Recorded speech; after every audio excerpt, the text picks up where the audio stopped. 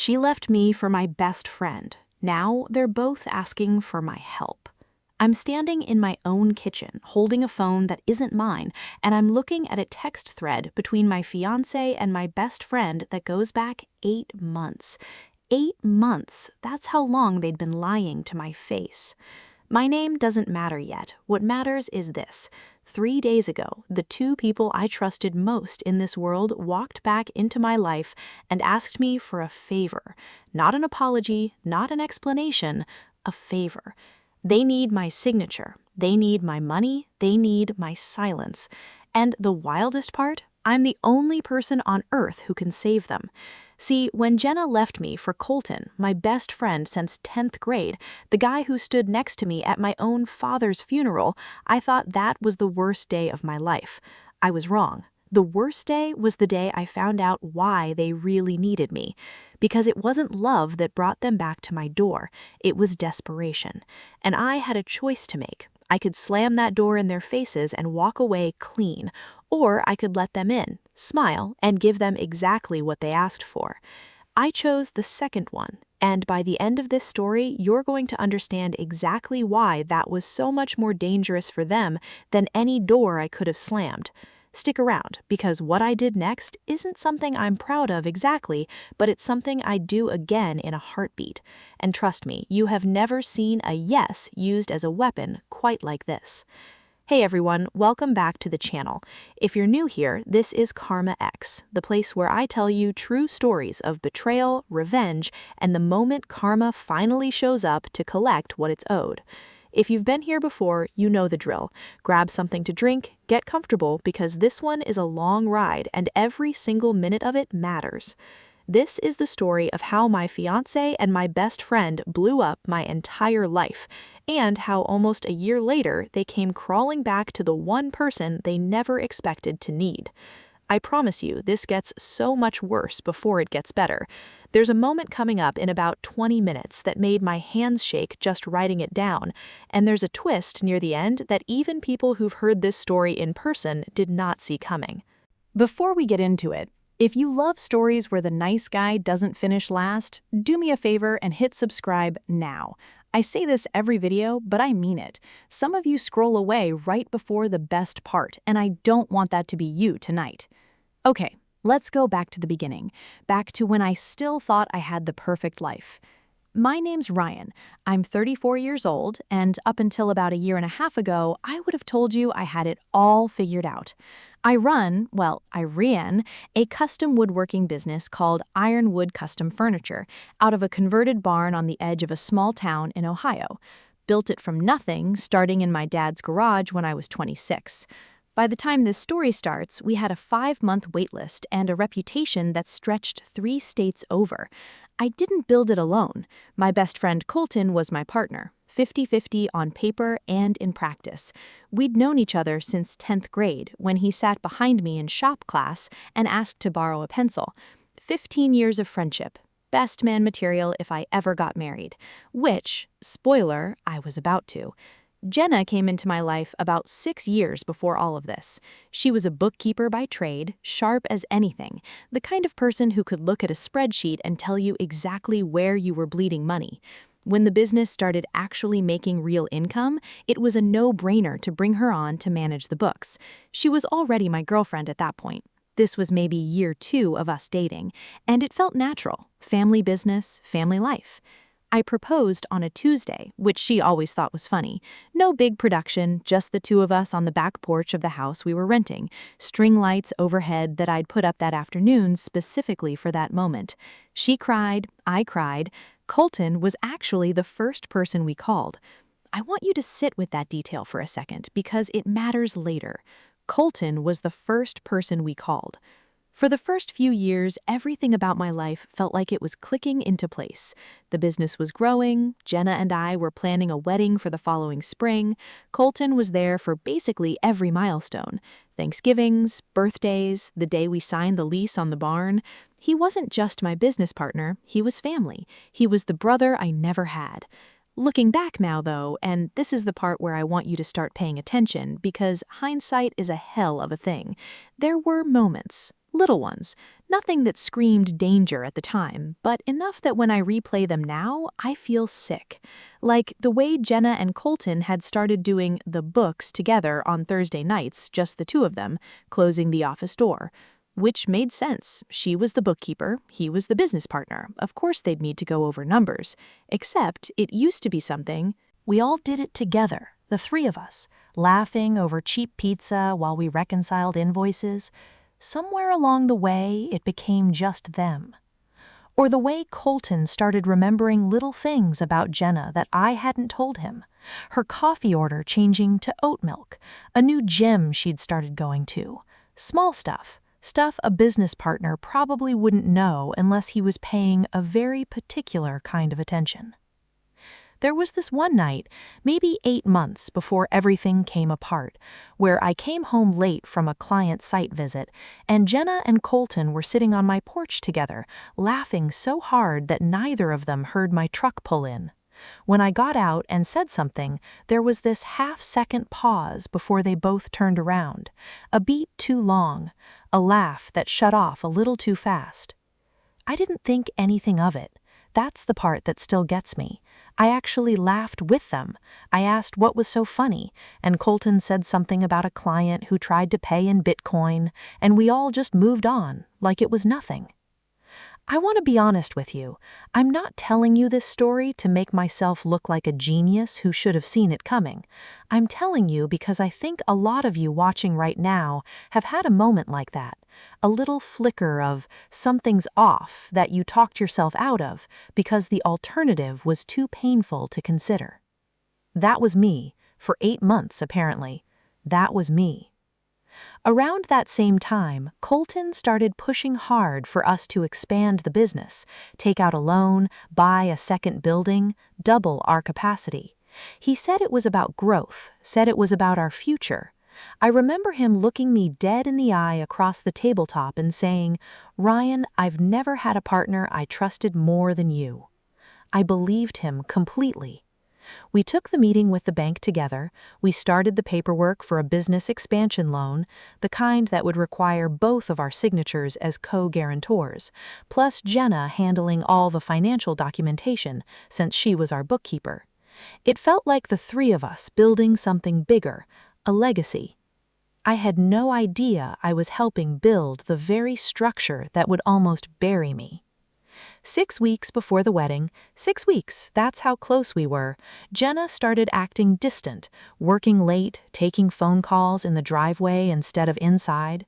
When I'd ask if everything was okay, she'd say she was just stressed about wedding planning, about the vendor deposits, about her mom flying in from out of state. I believed every word of it. Because why wouldn't I? This was the woman I was about to marry. This was the man who was supposed to stand up next to me and hand me the ring. But something happened 4 weeks before the wedding that changed everything. And I promise you, when I tell you what it was, you are going to feel exactly what I felt in that moment, that sick, cold drop in your stomach when the floor disappears. But what happened next, I never saw coming. It was a Tuesday. I remember because Tuesdays had become our thing, proposal day, and I'd started doing something small for Jenna every Tuesday since. That particular Tuesday, I'd left the shop early to surprise her with flowers and reservations at the little Italian place she loved. I got to the house, her car wasn't there. Not unusual, she sometimes worked late doing the books at the shop. So I drove to the shop, and I saw both cars in the lot, hers and Colton's. Nothing wrong with that, right? They worked together. I told myself that the whole walk from my truck to the side door. I told myself that even as I noticed the lights were off in the office, but on in the back, in the little loft space we'd built above the workshop for storage, the one with the old couch we joked about retiring to during long builds. I climbed the stairs quietly. Not because I suspected anything yet, I want to be clear about that, but because the shop was empty and it just felt like the kind of place you walk quietly through at night. And then I heard her laugh, the real one, the one I used to think was only mine to hear. I'm not going to describe every detail of what I saw, because some things you don't need reenacted for you to understand. I'll just say this. There was no mistaking what was happening. There was no innocent explanation. There was no version of events where I was wrong about what I was looking at. I didn't scream. I didn't even say anything at first. I just stood there in the doorway of my own business, in the loft I built with my own hands, watching my fiancé and my best friend of 15 years. Jenna saw me first. I will never forget her face. It wasn't shock. It wasn't even shame, not really. It was something closer to relief, like a part of her was glad the lying was finally over. Colton, on the other hand, just kept saying my name. Ryan, Ryan, man, Ryan, let me explain. Let me explain, like there was an explanation, like there was a version of this where the math worked out to anything other than betrayal. I remember asking one question and only one question in a voice that didn't even sound like mine. How? Jenna wouldn't answer. Colton did. 8 months. 8 months, which meant every dinner, every porch conversation, every working late on the books, every single time Colton had looked me in the eye and told me he trusted me more than any partner he'd ever had. Every bit of it had a second layer underneath it that I never saw.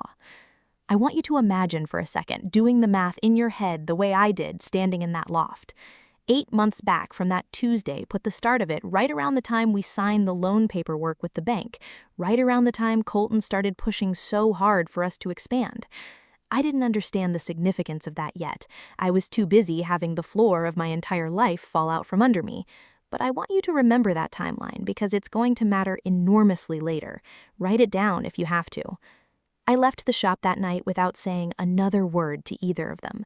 I don't remember the drive home. I don't remember much of the next 48 hours, if I'm honest.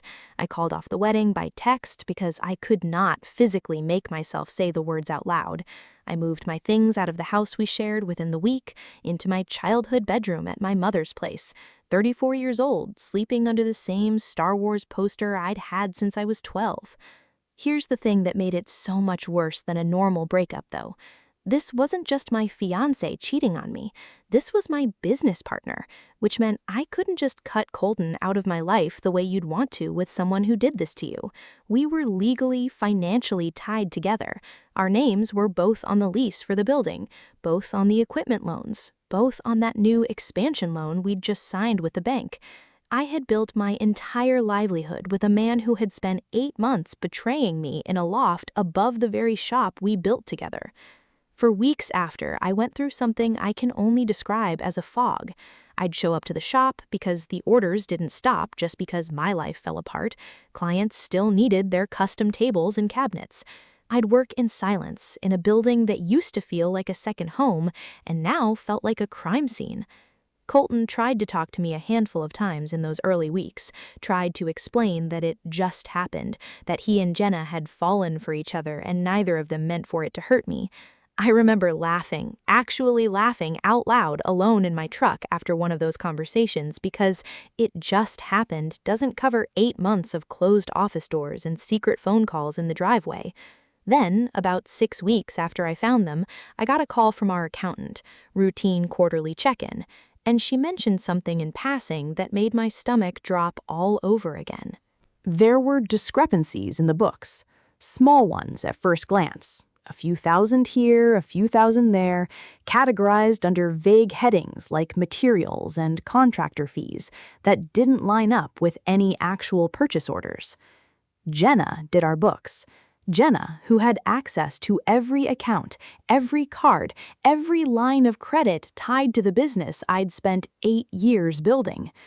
I want you to imagine finding out, on top of everything else, that the woman who was supposed to become your wife may have also been quietly bleeding money out of your company. I sat in my truck outside the accountant's office for almost 20 minutes before I could make myself drive home. I can't believe this, I remember thinking. I actually said it out loud to nobody in an empty parking lot. I can't believe this is my life right now. Here's where it gets worse, though, because when I finally pulled together the courage to quietly start looking through the books myself, not accusing anyone yet, just looking, I found a pattern. The unexplained withdrawals had started right around the time the affair started, 8 months back. And they lined up, almost dollar for dollar, with payments to a rental property 2 towns over, a 1-bedroom apartment, leased under Colton's name. They hadn't just been sneaking around in our shop loft, they'd been funding an entire secret second life, using money that was supposed to go toward our company's growth, the growth that Colton had convinced me and the bank to bet on. I sat with that discovery for a long time before I told anyone, because I realized something in that moment that changed the entire direction of what I was about to do. They thought I didn't know. They thought the money trail was buried deep enough in vague line items that a heartbroken guy going through a breakup would never think to look. They had underestimated me completely, and that miscalculation is exactly what gave me my opening. I want you to remember that feeling because it's the same feeling I want you to have with me for the rest of this story. Not blind rage, something colder than that, something patient. Because up until this point, I was just a guy who got his heart broken by 2 people he trusted. But starting right here, starting with a stack of quietly printed bank statements sitting in a folder in the bottom drawer of my desk, I stopped being a victim in this story. I became something else entirely. But what happened next? Nobody, and I mean nobody, saw coming. Not even me. I need to be upfront with you about something before I go further. I am not a vindictive person by nature. Ask anyone who's known me my whole life, I'm the guy who tips 25% even when the service is mediocre, the guy who lets people merge in traffic. Revenge was never in my vocabulary. But something shifts in you when you realize the people who broke your heart also tried to quietly steal from you and cover it with vague spreadsheet line items. Something shifts when you realize the betrayal wasn't just personal, it was financial, calculated, and ongoing. So I made a decision. I wasn't going to scream. I wasn't going to key Colton's truck or blow up their phones or show up at their new apartment. That's what they would have expected from a heartbroken guy. That's the version of me that gets dismissed as unstable and bitter if this ever became a legal matter. Instead, I was going to be patient. I was going to be smart. And I was going to use the one thing they never accounted for, the actual legal and financial structure of the business we all built together. Here's what most people don't understand about business partnerships. When you build a company with someone, you're not just building a friendship-based handshake deal. You're building a legally binding structure, full of documents that spell out exactly what happens in every possible scenario, including betrayal. Most partners never read those documents closely because they never think they'll need them. I read ours, cover to cover, twice. Our operating agreement had a clause, one Colton and I had actually laughed about when we signed it years earlier, joking that we'd never need it, that required unanimous written consent from both partners for any major financial decision: new loans, refinancing, ownership transfers, anything above a certain dollar threshold. Which meant, buried in all that heartbreak, I still held actual power, real, enforceable legal power. My first move was quiet. I hired a forensic accountant, not our regular accountant, a separate, independent one, to go through every transaction on the business accounts for the past year. I didn't tell Colton. I didn't tell Jenna. I told them I was taking some time to process everything and needed space from the business for a bit, which frankly was true. While they thought I was off nursing a broken heart, I was building a case. The forensic accountant confirmed what I already suspected. Over 8 months, roughly $47,000 had been quietly funneled out of the business through mislabeled transactions, disguised as materials costs, contractor payments, and emergency equipment repairs that never happened. That money had gone toward the secret apartment, toward gifts, toward at least one weekend trip to Nashville that I recognized from a photo Colton had accidentally left visible on a shared work tablet. $47,000. stolen from a business I built with my hands, funneled by the woman I was supposed to marry to fund the affair she was having with my best friend. I remember staring at that number on the accountant's report for a long time. I can't believe this, I thought again, except this time it didn't feel like devastation. It felt like clarity. Now, here's the thing. I could have gone straight to the police. Embezzlement is a real, prosecutable crime, and I had documentation that would have held up. Part of me, a very human, very hurt part of me, wanted to. I won't pretend otherwise. But I made a decision that I still stand by. I decided that the goal wasn't destruction for its own sake. The goal was justice, accountability, and making absolutely sure I walked away from this whole thing whole and protected, financially, legally, and emotionally. If pressing charges ended up being necessary, I'd keep that option on the table, but my first move was going to be leverage, not prosecution. So I called a business attorney. Not a divorce attorney, not a criminal attorney, a contract attorney who specialized in partnership dissolutions. I laid out everything: the operating agreement, the forensic accounting report, the timeline of the affair overlapping almost exactly with the missing funds. She told me something I'll never forget. She said, "Ryan, you're not the guy who got cheated on in this story anymore. Legally speaking, you're the guy holding all the cards." That was the first moment I actually smiled since the night in the loft. Here's the plan we built together, step by step. Step 1, I would not confront them yet. I would let them believe I was still in the fog of heartbreak, unaware that the missing money, unaware that I'd consulted an attorney. The longer they underestimated me, the more rope they'd give themselves. Step 2, I would quietly notify the bank, through proper legal channels, not sabotage, that any further disbursement on the expansion loan required my written co-signature, per the terms we'd already agreed to. This wasn't dishonest, it was literally already true. I was just, for the first time, actually going to enforce it.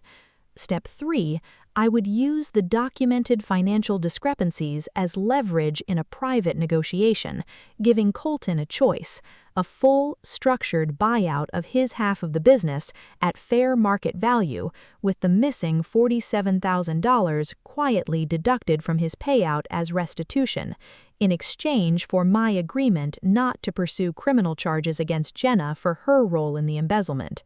I want to pause here because I think this is the part where some of you might be thinking, why protect her from criminal charges after what she did? And honestly, it wasn't really for her. It was for me.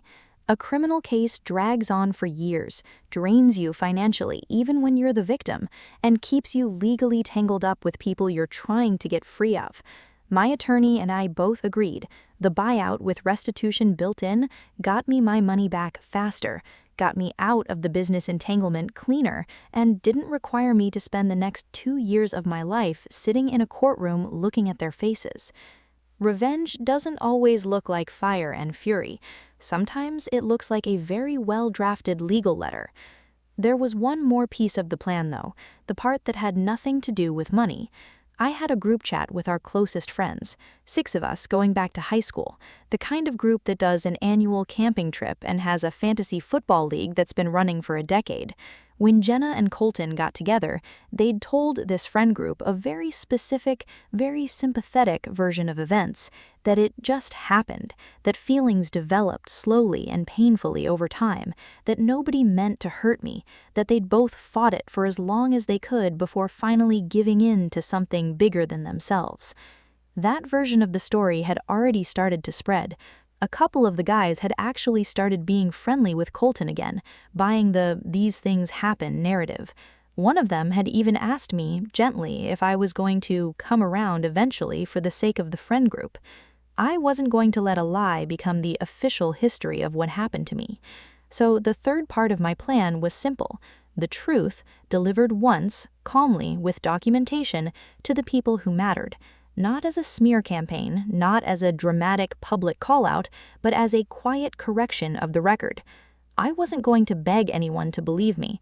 I was just going to make sure the actual timeline, 8 months of secret meetings starting right when we signed a loan business, funded partially by money stolen from a company I built, was something people could no longer pretend not to know.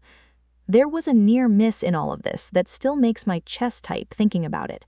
About 2 weeks into building this plan, before I'd made any moves, Colton texted me out of nowhere asking to grab a beer for old time's sake. I almost said no on instinct, but my attorney had actually told me something smart. Stay in contact, stay calm, don't tip your hand. Information flows both ways. So I went, and over 2 beers at our old regular spot, Colton, completely unaware of what I already knew, mentioned almost casually that the bank had flagged something in the loan paperwork and that Jenna was handling it. He said it so lightly, like it was nothing, like the woman who'd been embezzling from our company for 8 months was just handling a paperwork issue. I remember gripping that beer glass so hard I was surprised it didn't crack. I smiled. I said something like, "Yeah, she's good like that," and inside I felt something settle into place, cold and certain. They had no idea what was coming.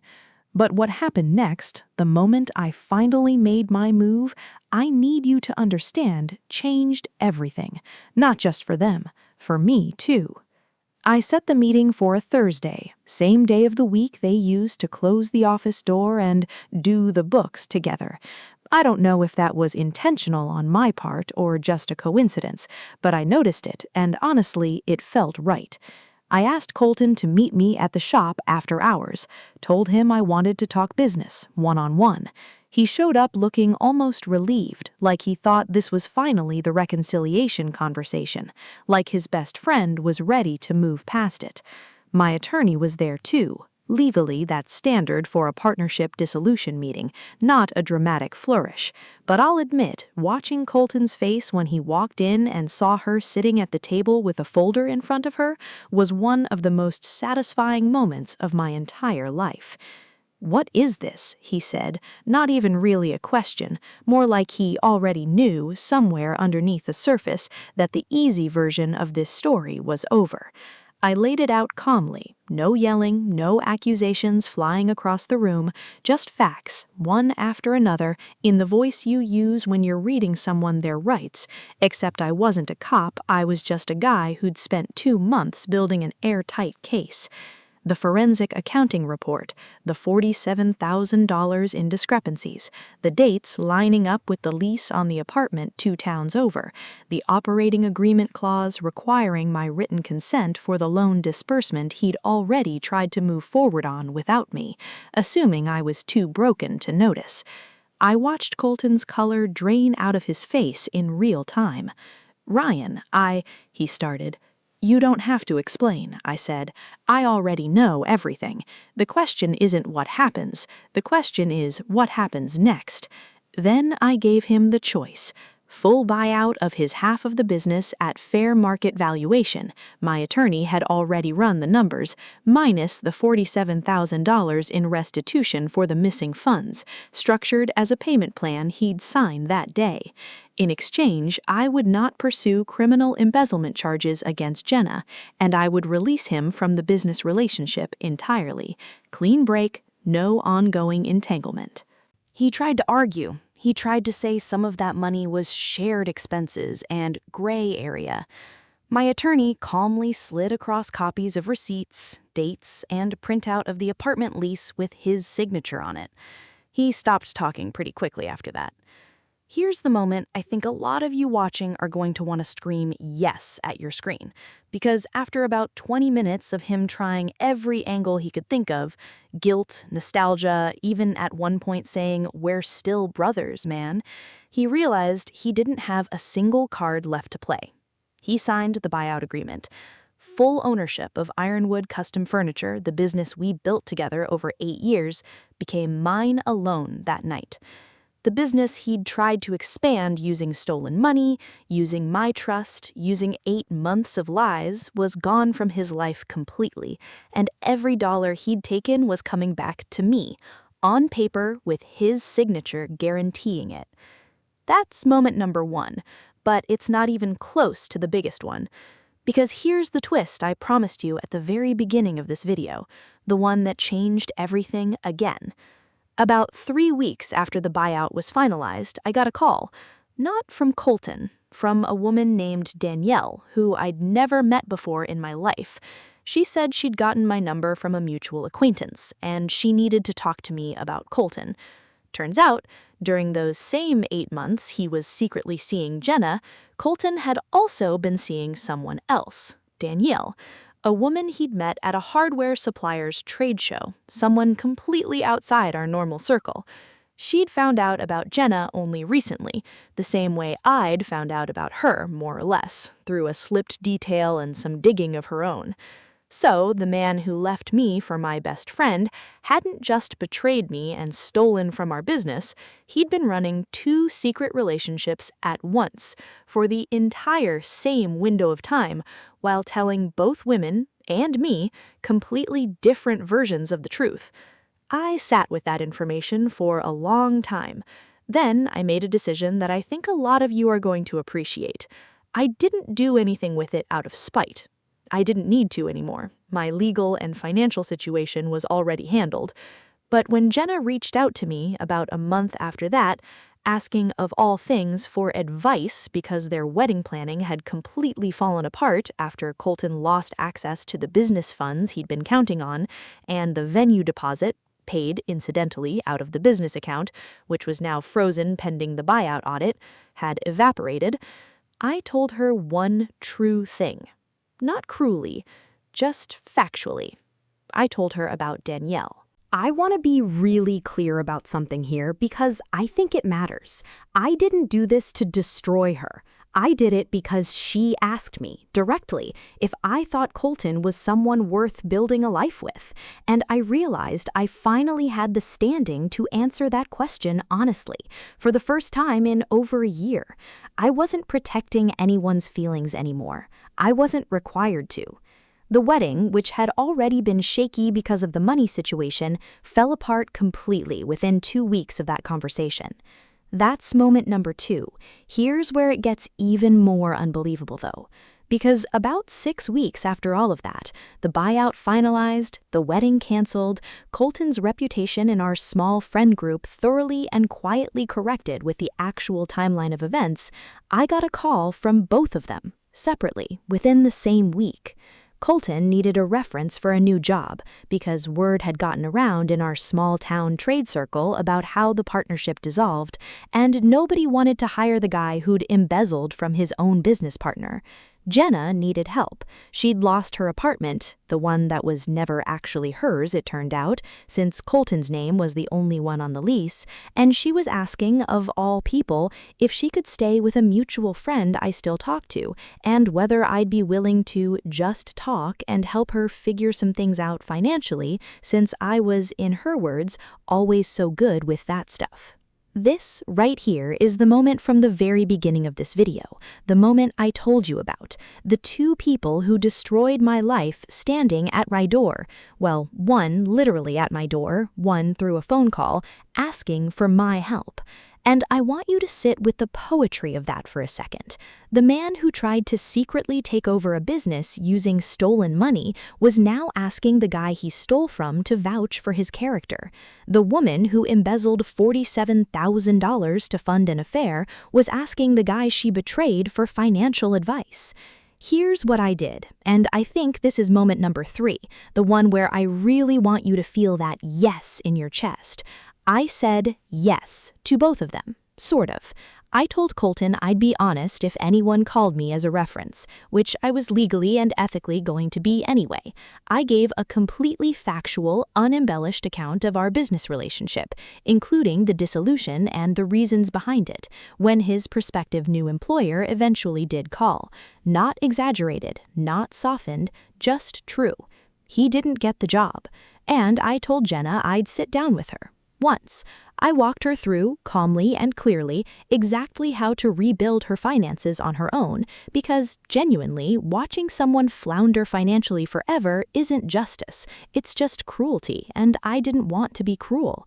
But I also told her, That same conversation, that this was the last time we'd be speaking, that I had given her honesty and closure and one piece of real help, and that was the full and final accounting of what she was owed from me. She cried. She said she understood. I believe she actually did. I walked out of that conversation and drove straight to the shop, my shop now, fully and completely, and stood in the same loft where I'd found them almost a year and a half earlier. Except now, instead of storage boxes and an old couch, there was a new office up there. Mine, built from the ground up exactly the way I wanted it. I stood there for a long time, and for the first time since that Tuesday night, I didn't feel like the guy this happened to. I felt like the guy who was still standing. Looking back on all of it now, here's what I've come to understand. Betrayal doesn't just take your relationship. It tries to take your sense of who you are. It makes you doubt your own judgment, your own worth, your own ability to trust anyone ever again.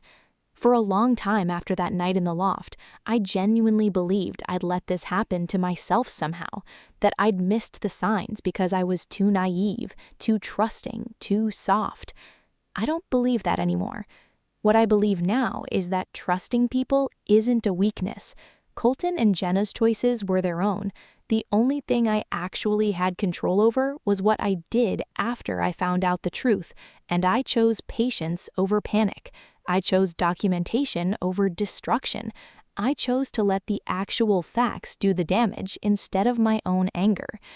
If there's one thing I want you to take away from this story, it's this. You don't need to scream to win. You don't need to burn everything down to get justice. Sometimes the most powerful thing you can do to the people who hurt you is simply refuse to be the version of yourself they were counting on. They expected a heartbroken mess who'd never think to check the books. I gave them a man with a folder full of receipts and an attorney on speed dial. My business is thriving now, by the way, fully mine, dead clean, and busier than it's ever been. And I'm doing okay. Better than okay some days. So here's my question for you, and I really do want to know. If you found out the two people closest to you had betrayed you like this, and then had the audacity to come back asking for your help, what would you have done? Would you have played it as cold and patient as I did, or would you have handled it differently?